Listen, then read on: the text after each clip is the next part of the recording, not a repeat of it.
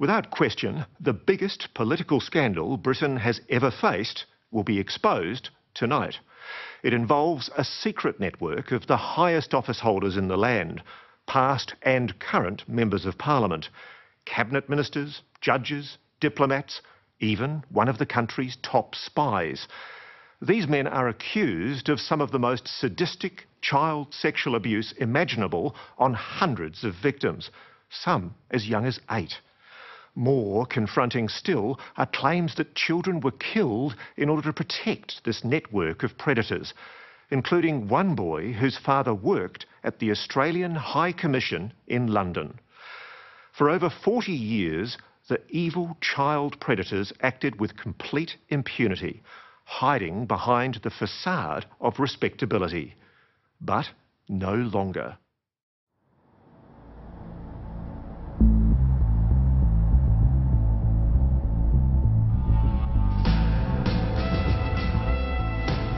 They were children, often the most vulnerable, placed in the care of the state only to be betrayed, systematically trafficked to the most powerful men in the land.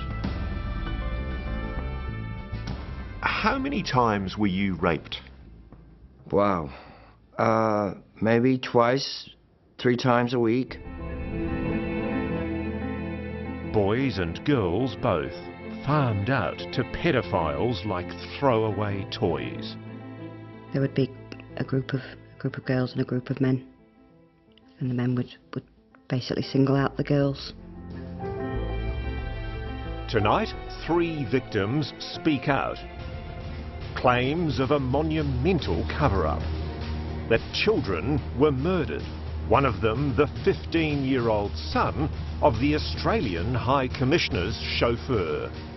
I just said to him that I think he's been taken by someone high up. And what did that senior policeman say to you? He said to me, you keep saying things like that, you could get hurt.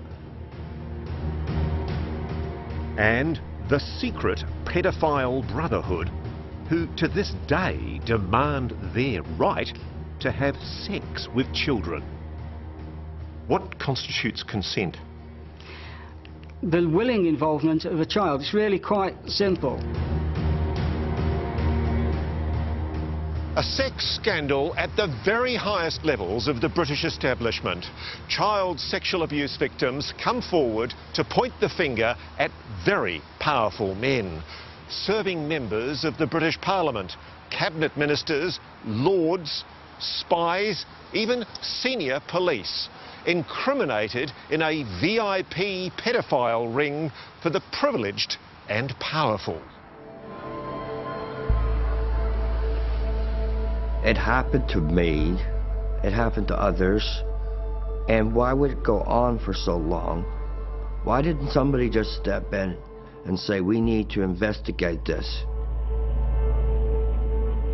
Richard Kerr is now 54 and a clearly damaged man. His life began to fall apart when at the age of 9 he was sent to the now infamous Kincora Boys' Home in Northern Ireland, run by men who would later be convicted of the frequent rape of children in their care.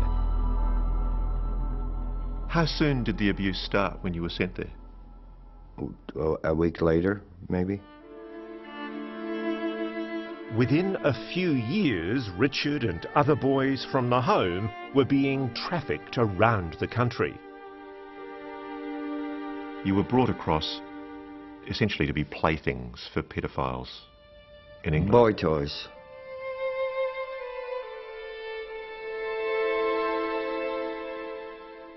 I felt afraid to say no.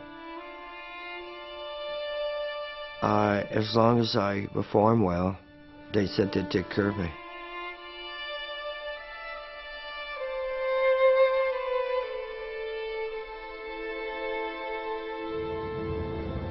So when you first came to London, Richard, what was the first place you were brought to? The first place, I was taken to Dolphin Square.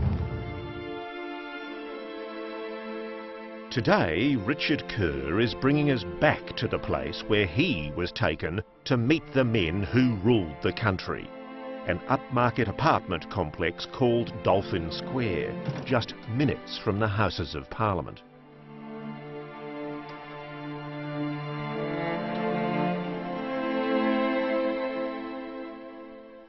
What happened in here, Richard? What happened in here, I was taken in here, I was told to sit down on the bed, and he started to take my clothes off.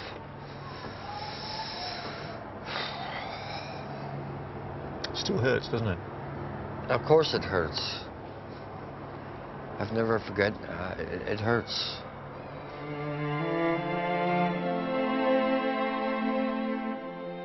Richard was brought here to have sex with politicians and other high-ranking members of the British establishment, including members of the House of Lords. Are any of them still in the Parliament?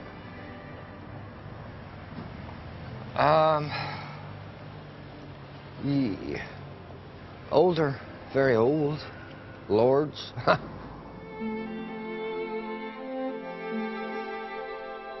Richard was one of dozens of boys and girls, almost all from state institutions, brought to the homes of the rich and powerful to be forced into sex with adults.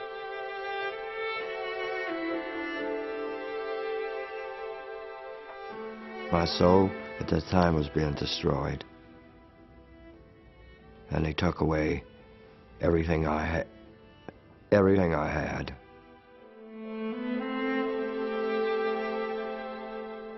British police are now investigating compelling evidence that dozens of children suffered similar fates. I am Mr. Baker. I am age 11. The happy smile hides a terrible secret. When this video was taken of 11-year-old Esther Baker, she had already been sexually abused for years. At the age of 6, a family member took you to other pedophiles, didn't they? Yes. There would be a group of girls and a group of men. And the men would basically single out the girls, pick who they wanted, and then we'd be abused. Raped? Yeah. They did anything from molestation, which is touching, and oral sex to full penetrative sex. Esther, now 32, has identified 2 British politicians who were among her abusers in the early 1990s. The man I'm going to show you the photograph of is a lord, a very senior politician. Have a look at this photograph and tell me if you recognise this person. Yeah. Yeah. So you're absolutely clear that this is the man that sexually abused you? Yeah. Over how many years? Over about 5-6 years. And him? Yeah. So the photograph I'm showing you now is a person who, until very recently, in fact the last election, was a fairly senior member of a political party in the House of Commons. Yeah. You're saying that that man abused you? Yeah. How can you be so sure? A lot of people might be watching this and thinking, well, she was a little girl. Maybe she's confused. Maybe she genuinely believes what she's saying, but she's confused. What do you say to that? I'd say you don't forget those faces. No way.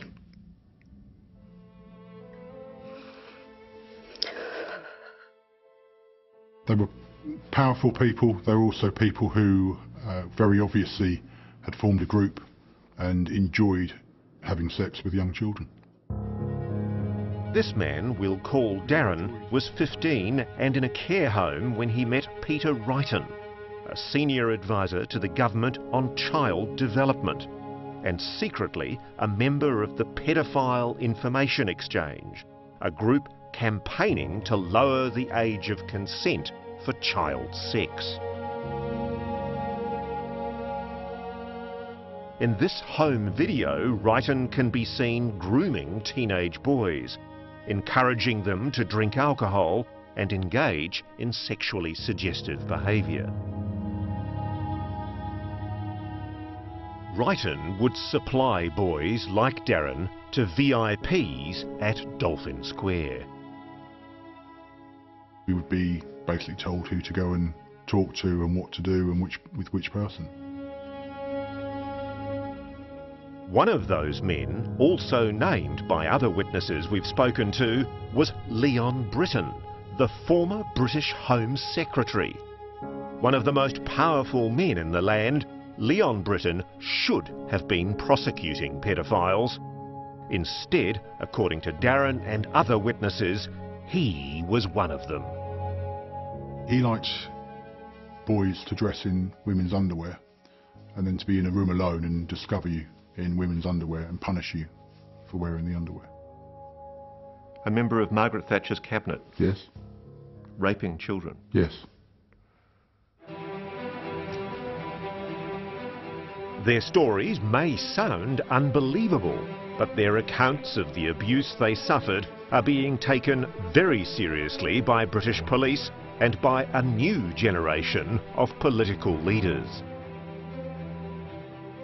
I think there has to be an element of cover-up or conspiracy, call it what you want. Men like Conservative MP Zac Goldsmith. If it's true, and the evidence suggests that it is, Yeah. this is, isn't it, the biggest political scandal in British history? I think that's right. I think there was very compelling evidence that very senior people engaged in terrible acts and were then protected by the establishment. I have no doubt at all about that, but I think the genie is out of the bottle. Coming up, from abuse to murder. He sees Martin being led onto a train by a tall, blonde man in his 30s. The link to Australia's High Commissioner, with the number plate OZ1, as the conspiracy deepens. What did that senior policeman say to you? He said to me, "You keep saying things like that, you could get hurt." That's next on 60 Minutes.